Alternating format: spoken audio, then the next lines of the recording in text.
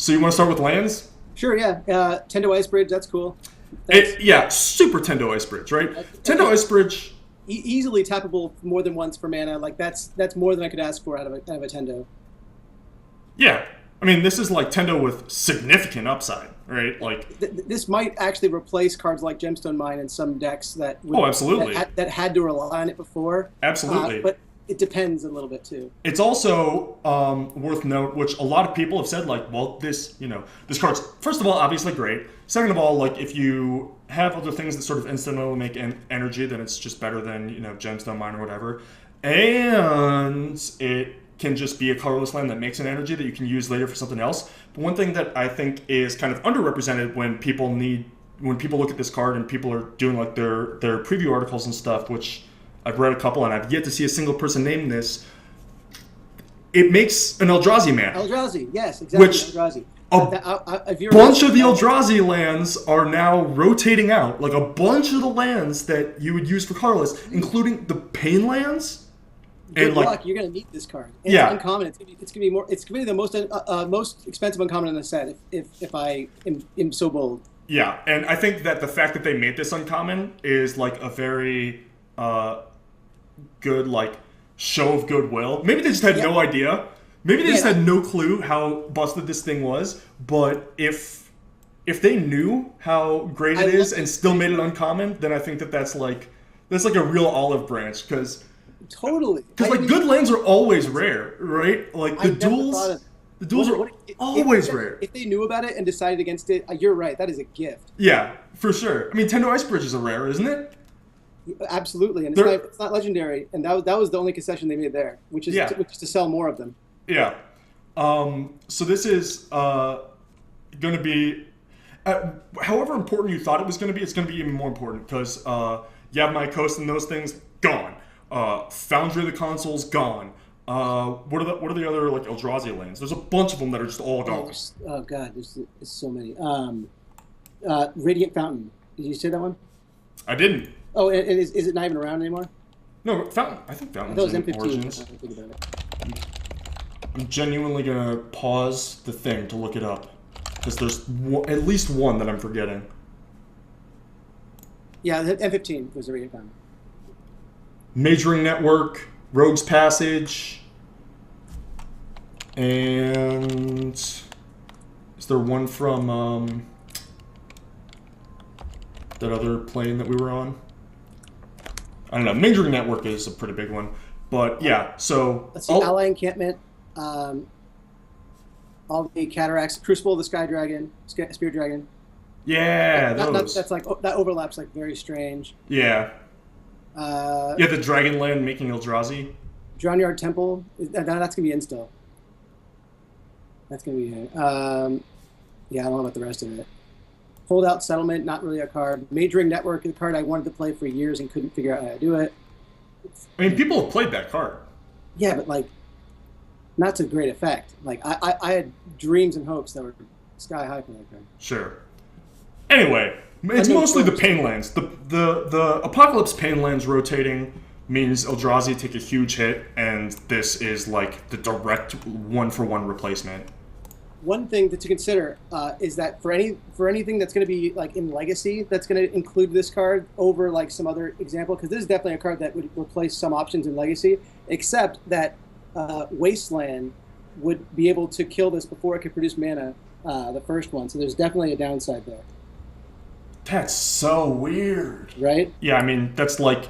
Because Tendo doesn't have that problem, right? Because it's a charge counter? That's right. So this is not going to be... It's not a one-for-one replacement of Tendo. Like Tendo's right. Legacy, for Dredge especially, because Wasteland doesn't really have targets for Dredge except for their first land.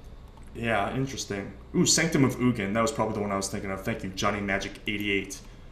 And then the other lands are the fast lands, the shards lands of the enemy colors.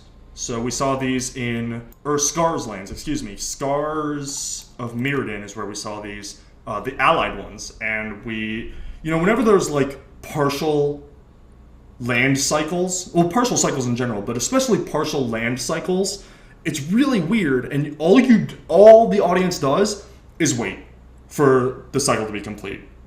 Like when I wonder how many times like Marrow specifically got asked when are enemy fetches coming out since the originals. Yeah, that guy does not handle bad like incomplete cycles well. No.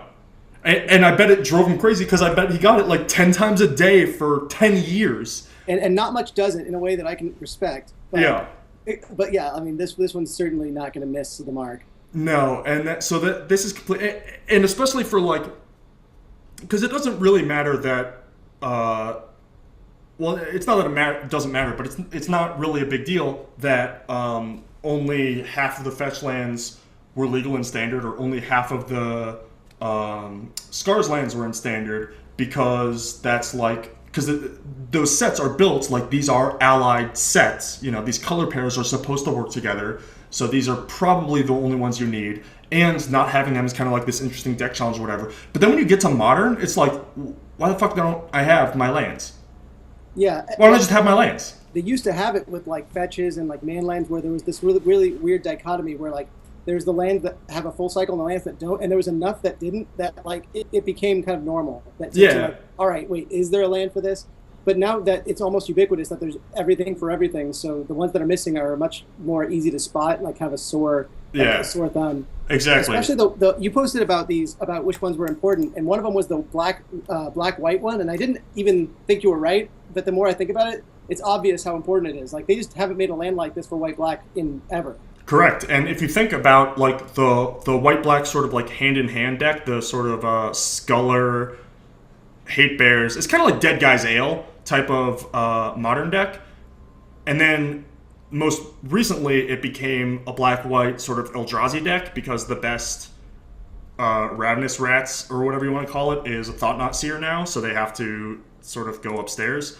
But those decks are... They've been waiting for this their whole lives. Yeah, exactly. Those decks just need this. In the wings. They've just been in purgatory. No pun intended.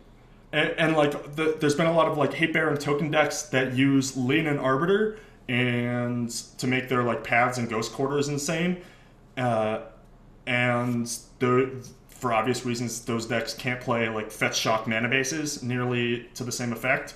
So they've historically had to play like Caves of Kolos, even though they don't have Eldrazi or whatever, to get around that, and now they have these. Yeah, and they don't mind it coming to play tapped on turn 4. Like, that's not devastating. What's devastating is having a bad turn 2. Exactly. The other ones... play Thoughtseize. Like Death and Taxes playing Thoughts... not Death and Taxes, but like just in general, being able to play Thoughtseize in decks like Hate Bears, having access to that, like, is just so many times, like, it's been not even thought of. Like, people just like it stopped in the brewing process because they didn't have these options. But if that option was available, the brewing process can like really start to gestate. Exactly. And you the other ones that I thought were really important are, I think the most important one is blue-red. Here it is. I still think it's black-white, but yeah, I mean, sure, blue-red decks like Splinter Twin would love this card. Right, because... specifically not Splinter Twin, actually, but yeah. blue-red decks like Delver. KG Chandler in the chat kind of beat me to my point. The point of these duels is that they are good when you have two potential things to do, right? If I want to either Serum Visions or Bolt, if I want my deck to be able to do both of those things on turn 1, with a Fetch Shock mana base, that means if I ever want to do either, which I presumably do, then that's going to cost me 3 life a huge percentage of the time. And so I think that it's important to look at, like, there are some decks where the only thing that they are going to do on turn 1 is green, right? Like, the only 1-drops that they have in their deck, or the 1-mana cards that they want to play on turn 1, are their Noble Hierarch or whatever it is. So those ones, you can just play like a bunch of forests and fetches, and then you can find your forest and then like cast your multicolor thing the turn after. It's the decks that have split costs, split colors on the same turn, competing with each other. And like cards that like you kind of want to play on the opponent's turn on turn 1. Like imagine if like Force Spike and Lightning Bolt were in your deck. Right. Like you're going to want that blue-red land that does that on turn 1, because you don't even have the option of knowing what you want to do until your opponent reacts, and you don't want to pay the life unless you need to. Right. That kind of thing. Yeah, basically, Scooter 222 killed it.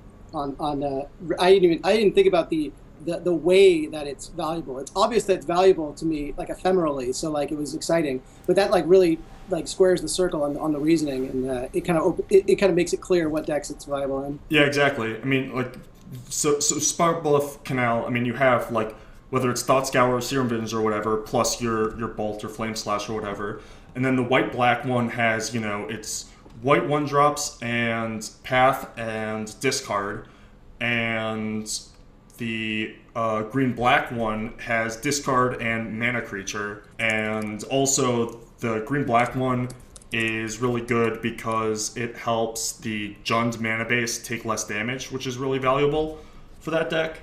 But again, like I think black red is going to be more important for them, but I bet they'll find room for a couple of these. The weird ones are Sanctum, which like theoretically it's the same thing. It's like cantrip or mana creature, but those decks don't exist. There's no real deck that has like Serum Visions and Noble Hierarch yet. Yeah, like a Curious Followers deck would want this, really badly, and like that's the only blue-green card I've ever said that about. It never was playable anyway. Like they just don't make blue-green cards like this. Right. Well, I mean it's not. It's to me, it's not that there's not the cards; it's that there's not the deck. Right? There's no home for it. Yeah, you got it. If a grow deck existed, then this card would be really good because that deck would want Noble Hierarch and Serum Visions. But that deck doesn't exist. The only thing that's even close is Boggles, which their thing is they don't have the cantrips, and their main card is Blue-Green Hybrid anyway, and Infect, which only has greens on one. It doesn't have Serum Visions. It has Gitaxian Probe, which is free anyway. And those are the only things that are even close to a grow deck, and neither of them want this thing. So I guess there's just no home for it yet. As soon as a grow deck or a Serum Visions Noble Hierarch deck exists, then they'll be really happy that this exists. But that doesn't exist right now, so nobody really cares. And then the last one is white-red, which again is like theoretically good, right? Like your Boros wants to be able to play its Savannah Lines or its Bolt, but there's no real home for it right now. Mono white humans, which won't exist in a second, would definitely have wanted it. Right. So that's kind of interesting. We're also talking most about Modern here because Standard doesn't really have like the powerful 1-mana cards that are split like that. Yeah, this isn't going to turn on a deck on its own. Certainly not more than any other generic dual lane would have. Right, and so for Standard, the turn 1 doesn't matter nearly as much as the amount of the bottleneck in Standard versus Modern is not how fast you can get your mana, but how you can get all of your mana eventually. In Modern, it's really important that you have access to everything that you need immediately, and in Standard, which you do with all the crazy duels because the card pool is so huge. In Standard, it doesn't really matter. Like you have time, the card power is so much lower, but the bottleneck is that your card pool is so much smaller. You have so fewer amount of duels that like if you can only play 8 to 12 duels and the rest of your lands are basics, then you just need to play all of your duels to be able to cast your spells. They could be Caldera Lakes. I mean, if you're gonna have them, right? And so I think that once that principle is established, then you look at these cards and it's like, okay, these are really, really good for aggressive decks because it makes sure that you can like do your stuff on turns 2 and 3.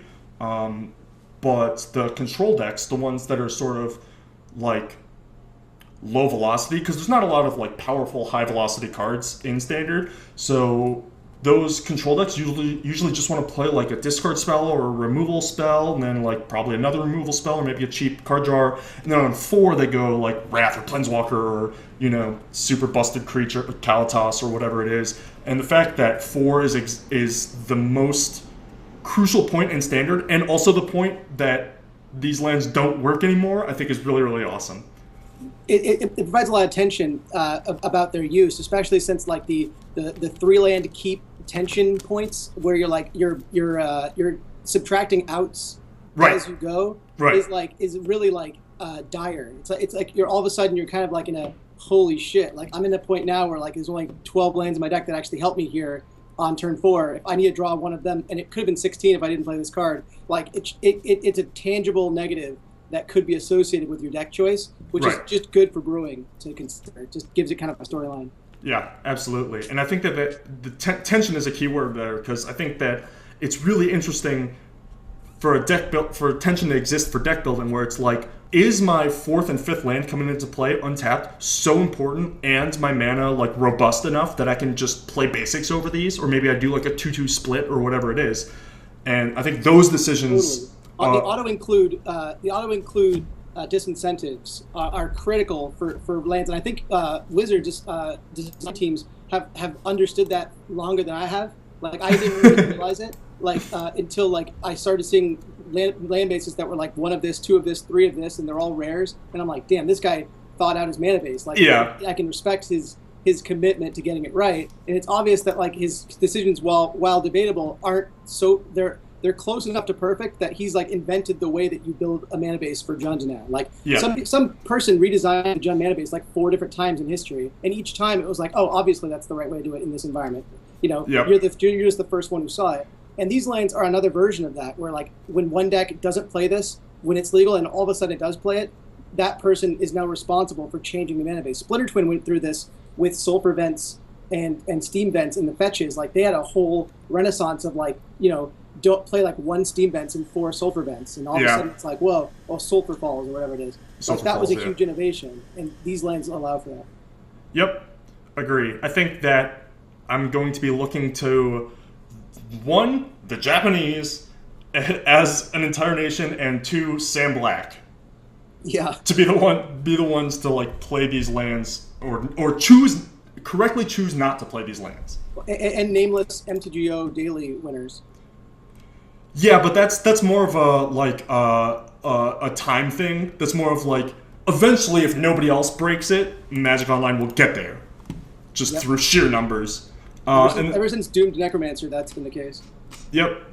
And then the other 2 lands, we'll do this one first. Sequestered Stash as a colorless, which again already is like, if this card does anything else, it's probably going to be played as a 1-of somewhere, because of the Eldrazi stuff. Just needs their 11th colorless source or whatever it is. This card reminds me of the one that makes 3 1/1 tokens, where like the ability seems like, wow, that's pretty powerful. Maybe I'd play this card like as like a 1 or 2 of. It reminds me like Blighted Cataract, where like I wanted to play it, but it never even came close once I started putting cards in a deck. Like once I started sleeving, it's like this card doesn't deserve its slot.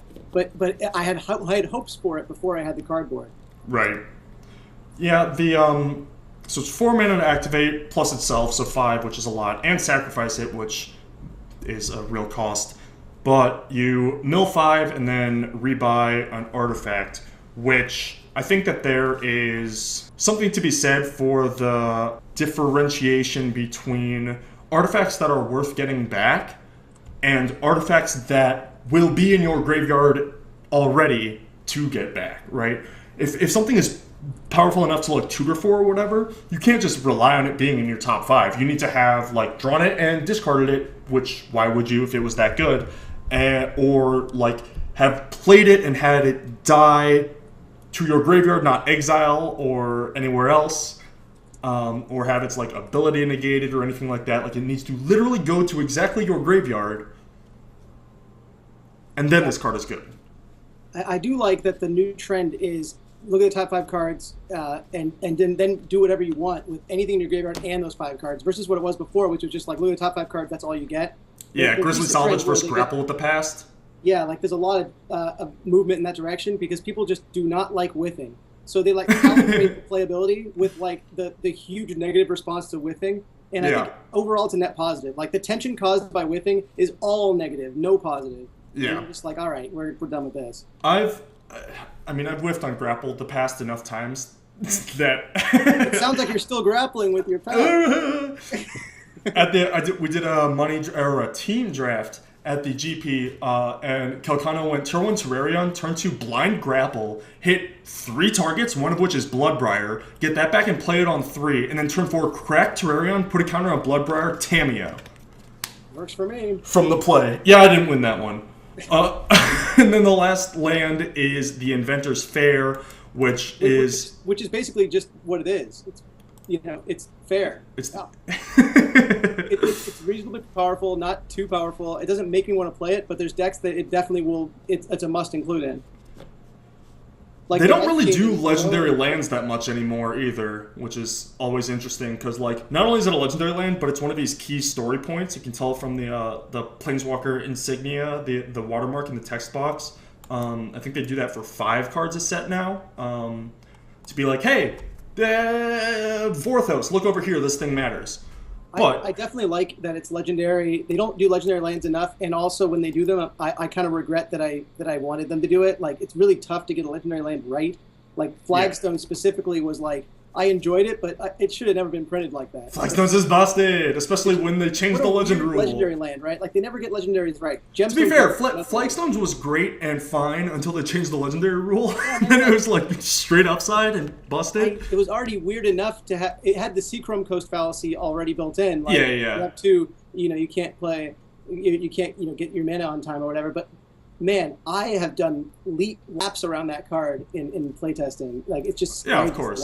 Well, there's the other problem is the Kamigawa lands, right? Like, it's the legend set, so they make a bunch of legendary lands, but like, since they are pure upside and there's no, Blood Moon or whatever running around, so they're pure upside because they're just an island that has an ability, but also they're legendary. It just means every single deck needs 1 copy of the legendary lands for each of their colors. So, like, if you played blue, you needed at least 2. You needed at least 1 Oboro and 1 whatever the other one was.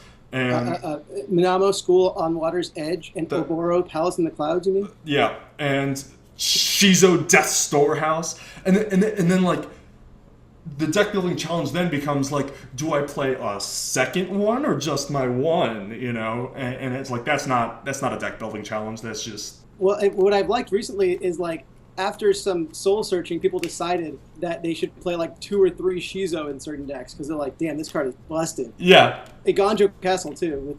Geist of Saint Trapped was cool and everybody knew it, right? But Iganjo Castle was late to the party, and like 6 months later, everybody was like, oh my god, we should just be jamming that. Yeah. Geist decks. Yeah. Well, there's also like. The hate is for islands like Choke or Boil or whatever. So like it's lead to my. They already have insane upside. Yeah. Not to mention you can return it to hand so they can't Tectonic Edge your Mutavaults. Ooh la la. And you can also untap your Kira if they try to get weird on you. Anyway, has that ever happened to you? Oh yeah. Well, like there's certain instances where they're like, okay, Cryptic Command. What is it? Tapping all your creatures, right? Sure. Like after they tried to deal with Kira in some way, right? Like, because they cast like 2 removal spells and like I countered the second one or something, right? And then they like untap. I guess like then they try to like tap all my guys, or I attacked with it last turn. Then I can untap it with Minamo because like they used 2 spells on it already. It's nice that in your hypothetical you gave both players like 6 cards in hand and 10 lands. Well, no, that's like it's simpler than that. Like I attack with Kira, they untap, play Bolt, and then Bolt again, spell the Bolt, and then I untap and block. I choose to believe you. Well, I made it up right now, but I've definitely done it 4 times. Oh. Okay. Inventor's Fair. Beginning of your upkeep. If you have 3 or more artifacts, gain a life. Not exactly a backbreaker. Add a colorless, and then 4 tap, sacrifice it. Only use this ability if you have 3 or more artifacts. Search your library for an artifact and put it into your hand. The rich get richer, man. You have 3 artifacts. What do you need another one for? Worth noting, you only have to have it to activate it. It doesn't like check upon resolution, so they can't like fizzle it. Right. So Microsynth Lattice and this has an answer. It's you have 3 permanents. That's what everybody was wondering, Greg. Thank you. Well, I'm here with the opalescence. I specifically hate vehemently the double S apostrophe possessive, paradox of like, what do I do with the S and the apostrophe on these Magic cards when I'm writing them down? Like, I just have no clue. And as someone who does proxies and wants to make sure they have casting costs, if I can't spell the card right without looking it up, it pisses me off. I can tell you on good authority that in Magic, it is always like this. It is always S apostrophe. Yeah. They never vary. It is in their like what is it called? Better Practices or whatever? The style guide. It's in their style manual. Good. They've had lowercase h's before, so I'm just saying. So now you never have to wonder ever again, Greg. All right, well, they also changed, we didn't talk about it up top, but they did change the style guide as well. Aether is now just Ether.